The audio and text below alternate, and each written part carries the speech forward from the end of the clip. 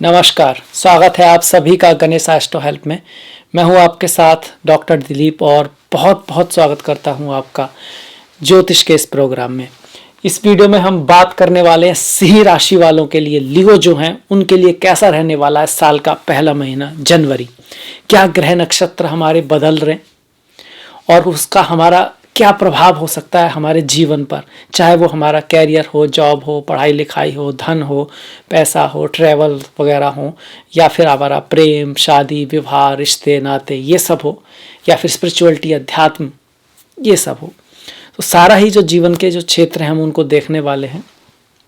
सबसे पहले नज़र डालते हैं ग्रह नक्षत्र कैसे हैं, कौन सा जो ग्रह है वो किस भाव में कहाँ पर गोचर कर रहा है।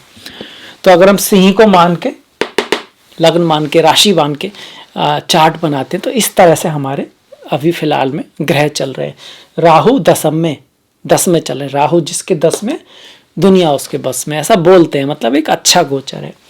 इसके बाद आप देख सकते हो केतु चतुर्थ में है और मंगल के साथ है। मंगल आपके कुंडली के योग कारक ग्रह हैं। वो आपके एक केंद्र मतलब कि चतुर्थ भाव और त्रिकोण, नवम भाव जो सबसे स्ट्रांग त्रिकोण है, पंचम और नवम में नवम ज्यादा स्ट्रांग होता है, उसके मालिक होकर चतुर्थ में बैठे हुए अपनी ही राशि में बैठकर यहाँ पर रोचक नाम का महापुरुष योग बना रहे हैं। पर केतु के पास आएंगे तो कहीं ना कहीं आप कह सकते हैं कि पिशाच या अंगारक योग भी बनता है, पर वो काफी दूर निकल चुके हैं और 16 तारीख तक ही यहाँ पर हैं। 16 तारीख के बाद वो आपके पंचम भाव में धनु में पहुंच जाएंगे। तो इस तरह से तो आपका मंगल रहेंगे, आपके केतु यहीं रहने वाले हैं पूरे महीने। केतु आपका चतुर्थ में ही रहने वाले हैं। सूर्य की अगर बात करें, जो लग्नेश हैं आपके सबसे महत्वपूर्ण ग्रह हैं, वो पंचम में रहेंगे 14 तारीख तक अपने मित्र की राशि में, और उसके बाद वो छठे भाव में आ जाएंगे। हालांकि लग्नेश का छठे भाव में आना बहुत अच्छा नहीं मानते, पर सूर्य का गोचर छठे भाव में अच्छा होता है। इस पे हम ध्यान देंगे, बातें करेंगे कि इसका रिजल्ट क्या रह सकता है। इसके साथ साथ अगर हम शनि को देखते हैं तो शनि छठे भाव में अपनी ही राशि मकर में गोचर कर रहे हैं, और बुध जो है वो भी मकर में रहेंगे छठे भाव में। बुध वक्री हो जाएंगे 14 जनवरी 2022 से लेकर 4 फरवरी 2022 तक बुध वक्री रहेंगे। शुक्र जो कि धनु में गोचर करते दिखाई देते हैं पंचम भाव में, वो भी वक्री हैं आपके, और 29 तारीख को मार्गी हो जाएंगे। तो 2 ग्रह वक्री हो गए आपके। गुरु सप्तम में गोचर कर रहे हैं। गुरु का गोचर सप्तम में अत्यंत शुभ माना जाता है, और आपकी कुंडली के अच्छे ग्रह भी हैं। पंचमेश हैं, साथ में अष्टमेश भी हैं, पर पंचमेश हैं, ये बड़ी बात है। इसके बाद देखिए राहु के बारे में हम बात कर चुके हैं। तो ये तो ग्रहों की हमारी स्थिति रही। बाकी आप देख सकते हैं पहला, दूसरा, तीसरा ये खाली है आपका। इसके बाद ये चौथे भाव में मंगल केतु वृश्चिक में आ गए, पंचम में आपके शुक्र सूर्य धनु में आ गए, छठे भाव में आपके शनि बुध आ गए, सप्तम में गुरु आ गए, फिर अष्टम नवम खाली, दसम में राहु, एकादश और द्वादश भी खाली हैं। ये ग्रहों की स्थिति यहाँ पर है। अब आ जाते हैं इसके रिजल्ट पर। देखिए सबसे पहले गुरु का आशीर्वाद आपको मिल रहा है, अभी भी आपके ऊपर चल रहा है। सप्तम भाव में जब गुरु होते हैं तो शादी विवाह के लिए बहुत अच्छे होते हैं, सबसे ज़्यादा पार्टनरशिप के लिए बहुत अच्छे हैं, बिजनेस के लिए भी अच्छे रहते हैं, आपका नेटवर्क सर्किल को बढ़ाते हैं, आपको सीनियर से बड़ों से लाभ दिलाते हैं। आपके ऊपर गुरु की दृष्टि आ रही है लग्न पे, तो आप भी बुद्धिमानी से काम लेते हो, और आप बुद्धिमानी से चूंकि काम ले रहे हो, आगे की सोच कर, अभी की नहीं आगे तक की सोच कर चल रहे हो, तो आपको सफलता अवश्य मिलेगी। इसके साथ साथ गुरु की दृष्टि तृतीय भाव पर है, मतलब छोटे भाई, पड़ोसी आदि का भी आपको सहयोग मिलेगा। साथ ही साथ ये भाव जो तृतीय भाव है, यात्राओं का, ट्रैवल वगैरह बढ़ेगी, जो आपके लिए लाभकारक होगी।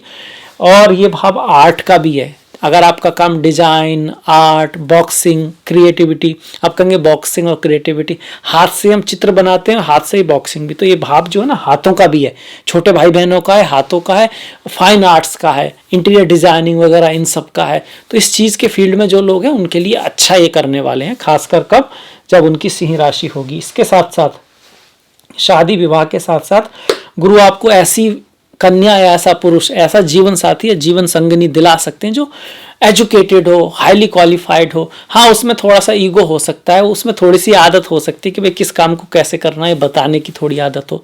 वैसे भी जब ज्ञान थोड़ा होता है किसी व्यक्ति के पास तो अक्सर थोड़ा मन तो करता ही है बताने का। तो ये वाली बात गुरु यहाँ पर है।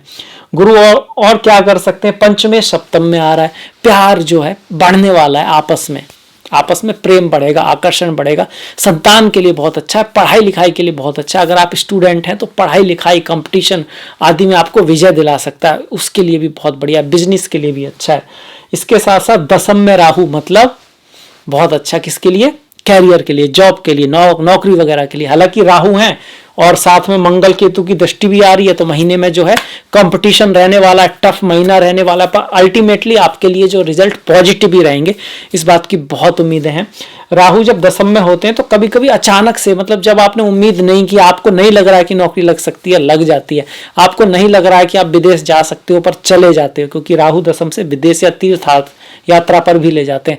आपको नहीं लग रहा है कि भाई मेरा एग्जाम निकल सकता है, और निकल जाता है। इस तरह की चीजें हो जाया करती हैं जब राहु दशम में होते हैं। आपके स्टेटस को बढ़ाते हैं, पद प्रतिष्ठा सम्मान को बढ़ाते हैं, विदेश यात्रा के लिए बहुत अच्छे रहते हैं राहु यहाँ से। और सडन गेन, इनहेरिटेंस, इन लॉस से थ्रू कुछ मिलना, कोई गिफ्ट आदि मिलना, अकल्ट, एस्ट्रोलॉजी, ज्योतिष आदि में रुचि का बढ़ जाना, धर्म को समझने की के लिए भी राहु दशम में अच्छे रहते हैं। पॉलिटिक्स के लिए बहुत अच्छे हैं, पॉलिटिक्स में किसी को इंटरेस्ट होता है उसके लिए भी राहु दशम में बहुत बढ़िया मानते हैं। राहु बाई चांस आपको उतना अच्छा फल नहीं दे रहे हो तो क्या करें, माँ दुर्गा की पूजा करें, भैरव जी की पूजा करें। काम, क्रोध, लोभ, मोह, ईर्षा, अहंकार, इनको अपने बस में रखें, इनके बस में ना रहें। मन से बड़ा भयपरूपी न कोई, पल पल रचता स्वांग निराले, मन के बहकावे में न आमन, राह भुलाए भ्रम में डाले। और राहु क्या है, south node of the moon, Ketu है north node of the moon, मतलब मन से ही तो हैं। राहु केतु मन को हमारे कंट्रोल करते हैं, और जिसके मन में, जिसका मन ही उसके बस में होगा तो उसके लिए राहु केतु भी बस में होंगे। राहु केतु उसका कुछ बिगाड़ नहीं सकते, बल्कि उल्टा उसको ईश्वर की तरफ ले जाएंगे, उल्टा उसको सही रास्ते की तरफ ले जाएंगे। पहचान कैसे होगी, अगर आपका क्रोध आपके बस में है तो राहु आपके ठीक है। अगर जब क्रोध आता है, जब इस तरह का, और आप भूल ही जाते हो, आप खो ही जाते हो, आप क्रोधी हो जाते हो, तो फिर राहु आपके अच्छे नहीं है। ऐसे में उसको आवश्यकता है आपको थोड़ा सा समझने की, क्योंकि क्रोध वो आप कह सकते हो सजा है जो आप अपने आप को देते हो दूसरों की गलती के लिए। कई बार गौतम बुद्ध ने इस तरह से कहा है कि कोयला है जलता हुआ जो आपने अपने हथेली पर रख रखा है, और आप उसको किसी और को डालना चाहते हो, फेंकना चाहते हो ताकि वो जले, पर आप पहले ही जल रहे हो। इस बात का ध्यान रखें। हालांकि कभी कभी क्रोध लीला के रूप में होता है जो करना पड़ता है, पर आप उसमें अधीन नहीं होते उस क्रोध के, वो आप कर रहे होते हैं क्योंकि कुछ चीजें डन करनी होती हैं, किसी को कुछ समझाना होता है, वो एक अलग बात है। तो राहु हो गया आपका, गुरु हो गए आपके। गुरु को और मजबूत करने के लिए अपने गुरुओं का आदर करें, रेस्पेक्ट करें, आगे की सोच के चलें, लंबी दूर की सोचें, देवालय में, मंदिर में कुछ सेवा आदि करें। ओम ग्राम ग्रीम ग्रोम सह गुरुवे नमः, ओम गुरुवे नमः, इन मंत्रों का जाप करें। केला जो होता है उसको गरीब को खिला सकते हैं। गुरुवार को खिलाना ज़्यादा ठीक रहेगा, बाकी और दिन भी खिलाएंगे तो गुरु आपके मजबूत फिर भी होंगे। भगवत गीता, उपनिषद, ज्ञान की जो पुस्तकें हैं उनको पढ़ें। ज्ञान सबसे इम्पोर्टेंट है।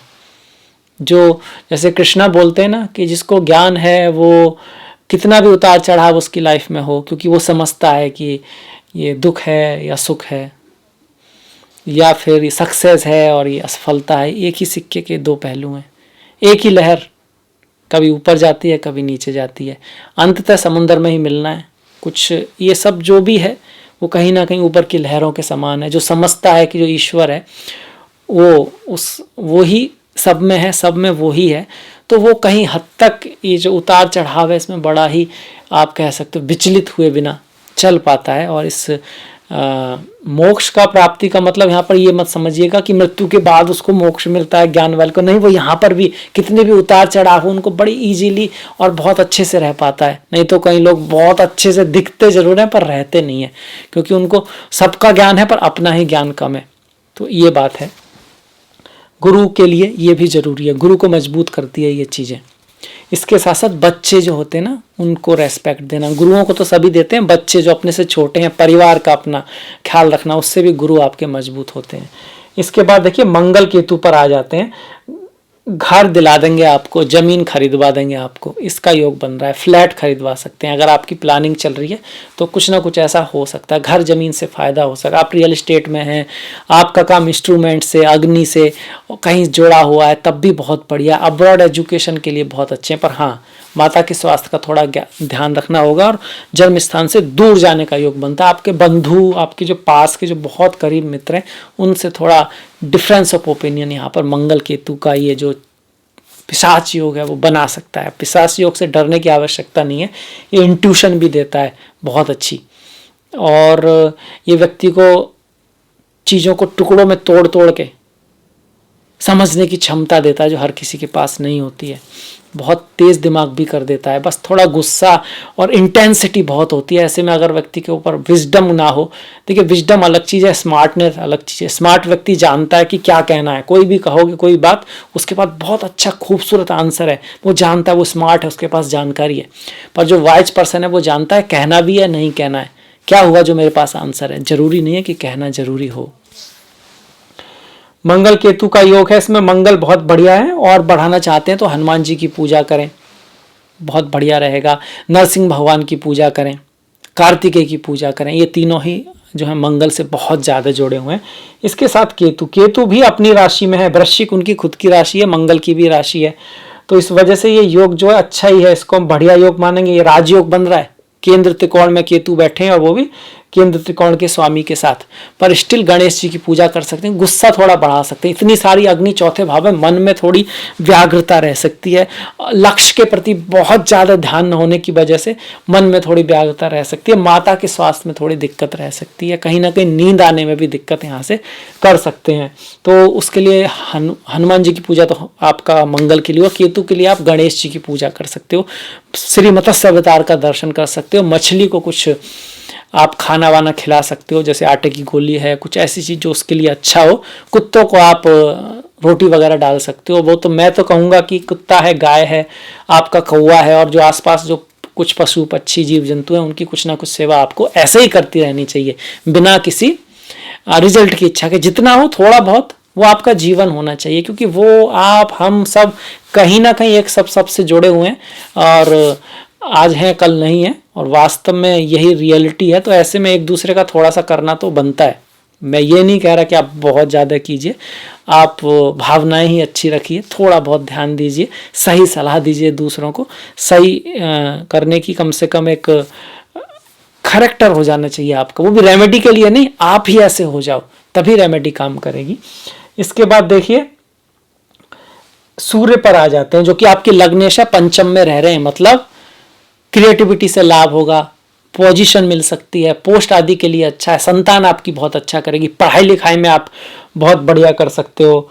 वैसे भी पंचमेश भी अच्छा जा रहा है, संतान प्राप्ति का योग है, पुत्र प्राप्ति का योग है, यहाँ पे बनता है संतान प्राप्ति का, पुत्र प्राप्ति का, या फिर पुत्री प्राप्ति का भी है, क्योंकि शुक्र भी यहाँ पर है, बहुत अच्छा योग बन रहा है आपका।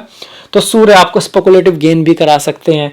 पर जो सूर्य है यहाँ पर कब तक है, 14 तारीख को। 14 तारीख को फिर क्या, मकर संक्रांति होगी, और शुक्र आपके सूर्य जो है छठे भाव में आ जाएंगे। छठे में सूर्य का गोचर अच्छा, लग्नेश के रूप में जा रहे हैं, तो थोड़ा लड़ाई झगड़े से दूर रहना है और स्वास्थ्य का ख्याल रखना है। बाकी ये आपको कंपटीशन में विजय दिलाते हैं, शत्रुओं का विनाश करते हैं, आपको हिम्मत देते हैं, और जिसके अंदर हिम्मत होती है, जो कोशिश करता है, जो ट्राई करता है, मंजिल भी उसी को मिलती है।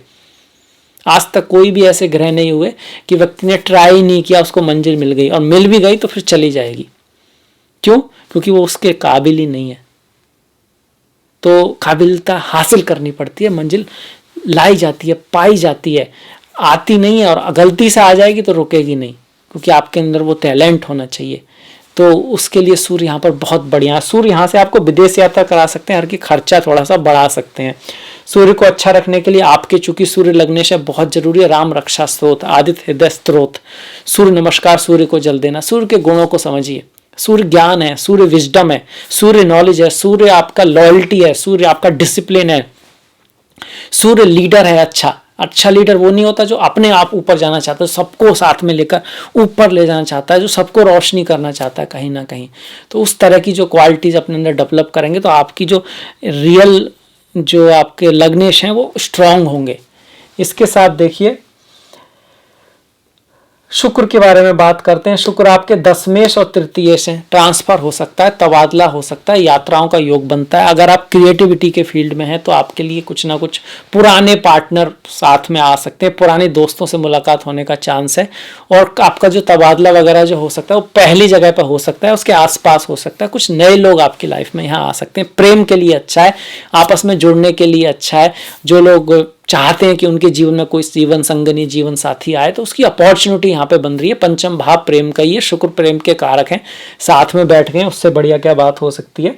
तो ये है ही। और मंगल भी यहाँ पर आ जाएंगे आपके कब, 16 तारीख के बाद। तो 16 तारीख के बाद तो मंगल शुक्र का तो अपने आप में ही ऐसा योग है जो आकर्षण बढ़ाता है, प्रेम बढ़ाता है। अब यहाँ प्रेम को आप समझ रहे होंगे सिर्फ लड़का लड़की, पति पत्नी के बीच नहीं, आपका जो भी जुनून है, आपको जो चाहते हैं, आप कला के प्रति प्रेम हो सकता है, ज्ञान के प्रति प्रेम हो सकता है, पर ज़्यादातर हम इस रूप में लेते हैं, पर ये बिल्कुल वो नहीं है। भक्ति में प्रेम हो सकता है, अपने लक्ष्य के प्रति आपका प्रेम बढ़ सकता है, पर बहुत ज़्यादा एनर्जी रहेगी आपके अंदर उस चीज़ को पाने की। रहा मैरिज लाइफ के मामले में, तब भी हाँ, वहाँ पर भी आकर्षण बढ़ेगा, पर जो लोग साथ में हैं पहले से थोड़ा सा खटपट भी हो सकती है। क्यों? शुक्र जो है वो काफ़ी सॉफ्ट ग्रह हैं, जल ग्रह हैं, और मंगल काफ़ी प्रतापी और अग्नि ग्रह हैं। जब पास में आते हैं तो आकर्षण तो होता है, क्योंकि अपोजिट अट्रैक्ट्स, पर थोड़ा सा डिसबैलेंस भी होता है, तो थोड़ा बहुत खटपट भी होने का चांसेस बनता है जब शुक्र मंगल साथ में हो। हालांकि जिसकी कुंडली में प्रेम विवाह के योग हैं और उनकी अगर ऐसा गोचर तो आ ही रहा है, ऐसी दशा महादशा हो तो बहुत ज़्यादा चांसेस है किससे मुलाकात आदि होने का। इसके बाद देखिए, हमने सूर्य को देखा, शुक्र को देखा, केतु को देखा, मंगल की यहाँ पर अगर हम दृष्टियाँ देखें तो आपकी देखिए अष्टम भाव पर आएगी, एकादश पर आएगी, 12 पर खर्चा बढ़ाएगी, विदेश यात्रा आपकी करा सकती है। और ड्राइविंग वगैरह करते वक्त आपका 16 तारीख के बाद हल्का सा ध्यान जरूर रखना, इन लॉस से भी थोड़ा खटपट हो सकती है। इसके बाद देखिए शनि पर आ जाते हैं। शनि महाराज छठे भाव में अच्छे होते हैं, शत्रुओं को समाप्त करते हैं, दिक्कतों को दूर करते हैं। कार्य के क्षेत्र में थोड़ा सा हार्ड वर्क तो जरूर लेते हैं, पर ओवरऑल रिजल्ट पॉजिटिव लाते हैं। विदेश यात्रा, बाहर जाने के लिए बहुत अच्छे रहते हैं शनि छठे भाव में। इसके साथ साथ उतार चढ़ाव को कम करते हैं और आपको प्रयत्न करने के लिए, प्रयास करने के लिए प्रेरित करते हैं। सतत गोल की तरफ बढ़ने के लिए आपकी सहायता करते हैं, और जो सतत गोल की तरफ बढ़ता है वही मंजिल पाता है। कहते हैं ना कि journey of the 1000 miles start from the first step, मतलब पहले स्टेप तो लीजिए। अक्सर लोग पता क्यों नाकामयाब होते हैं, वो अपनी जर्नी शुरुआत ही नहीं करते। कभी ये ना हो जाए, कभी ये कौन कहेगा, लोग क्या कहेंगे, आगे क्या होगा। भाई पूरा तो किसी को पता नहीं है आगे क्या होगा। आगे क्या होगा ये सोच सोच के अभी क्या होगा वही मतलब, तो फिर आगे की तो बात ही खत्म हो जाती है ना। तो यहाँ पर कहीं ना कहीं जो शनि महाराज हैं आपको आगे की सोच के लिए बढ़ने की, हालांकि शनि थोड़े से प्रैक्टिकल हैं, हार्ड वर्किंग हैं और ट्रेडिशनल ग्रह हैं, पर छठे भाव में जब आते हैं तो आपको आगे बढ़ने की भी प्रेरणा देते हैं। तो ये शनि का आपका अच्छा हो गया। शनि को और अच्छा करने के लिए क्या करें, शनि के गुण अपनाएं। सबसे पहले तो प्रैक्टिकलिटी, हार्ड वर्क, डिसिप्लिन आपकी लाइफ में होना ही चाहिए। माँ काली की पूजा, हनुमान जी की पूजा, उनके गुणों को अपने जीवन में उतारना बहुत ज़्यादा अच्छा रहेगा, बहुत ज़्यादा जरूरी रहेगा आपके पास। शनि के बाद देखिए बुध की अगर हम बात करते हैं, बुध आपके एकादश और धन के स्वामी होकर छठे में हैं और वक्री हैं। तो धन के मामले में थोड़ा सोच समझ कर निर्णय लेना है।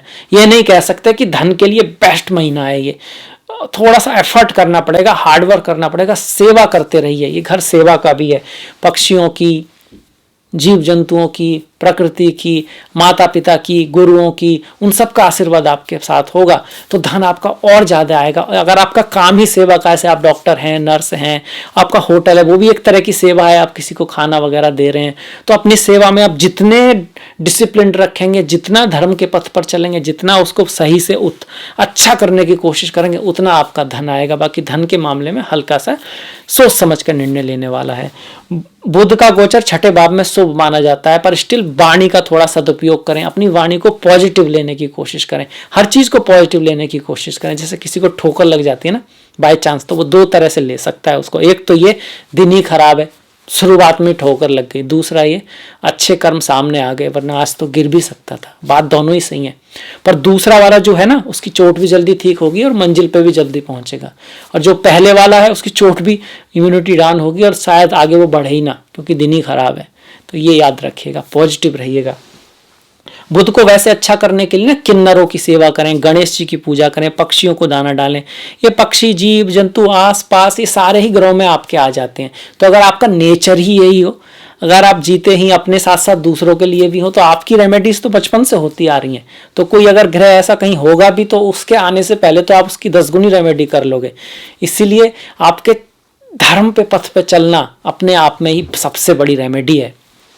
इसके बाद देखिए, गुरु को देख लिया, राहु को देख लिया, सूर्य, शनि, शुक्र, मंगल सबको देख लिया। केतु भी अच्छे हैं यहाँ पर। केतु आपको स्पिरिचुअलिटी, अध्यात्म की तरफ ले जाएंगे। माता के स्वास्थ्य का ध्यान रखें, गणेश जी की पूजा करते रहें। बाकी केतु भी बढ़िया है। सारे ग्रह हमने एक तरह से देख लिए हैं। अब इस महीने के त्योहारों पर आ जाते हैं। इस महीने 1 तारीख को शनिवार को मासिक शिवरात्रि है। भगवान शिव का बहुत महत्वपूर्ण व्रत है। चिदानंद रूपा शिवोहम शिवोहम, मन बुद्धि अहंकार चित्तानि ना हम, न मन हूँ, न बुद्धि हूँ, न अहंकार हूँ, चित्त भी मैं नहीं हूँ, तो क्या हूँ? चिदानंद रूपा शिवोहम शिवोहम। हर चीज में जो बसा है, हर चीज जिसके अंदर है, जिसका रूप है वो भी, जिसका रूप नहीं है वो भी, जो आनंद स्वरूप है, जो हर जगह है, वही शिव में हूँ। इसके बाद 2 तारीख को रविवार को पौष अमावस्या है। पितरों से जुड़ी हुई है। इस दिन दान अवश्य करें, अगर पॉसिबिलिटी है तो थोड़ा सा भी कर सकते हैं, कोई ज़्यादा की आवश्यकता नहीं है। तो किसी की हेल्प ही कर दें। दान सिर्फ धन का नहीं होता, वाणी से किसी की हेल्प कर दें, फिजिकली हेल्प कर दें, ज्ञान से भी हेल्प कर सकते हैं, वो भी दान है। अपने पितरों को याद करें, गीता के 7वें अध्याय का पाठ करें। 13 तारीख को गुरुवार को पुत्रदा एकादशी है, संतान प्राप्ति के लिए बहुत अच्छा दिन है। 14 तारीख को शुक्रवार को मकर संक्रांति है। 15 तारीख को शनिवार को प्रदोष व्रत है। 17 तारीख को सोमवार को पूर्णिमा है आपकी। 21 तारीख को शुक्रवार को संकष्टी और 28 तारीख को शुक्रवार को सठतिला एकादशी है। 30 तारीख को रविवार को मासिक शिवरात्रि है। तो ये हुए इस महीने के त्योहार बहुत इंपॉर्टेंट है। ये हमको हमारी पहचान याद दिलाते हैं, हमें अपनी जड़ों से जोड़ते हैं। तो अगर आपको ये वीडियो अच्छा लगा है तो प्लीज़ लाइक कीजिएगा, शेयर कीजिएगा जितना आप कर सकते हैं, और घंटी वाला बटन दबाना मत भूलिएगा। आपका सहयोग बहुत महत्वपूर्ण है, अति महत्वपूर्ण है। उसको इसी तरह से बना के रखिएगा। अब मैं आपसे विदा लेता हूँ। आपसे मुलाकात होगी नेक्स्ट वीडियो में। तब तक अपना ख्याल रखें, अपनों का ख्याल रखें, सभी का ख्याल रखें। नमस्कार।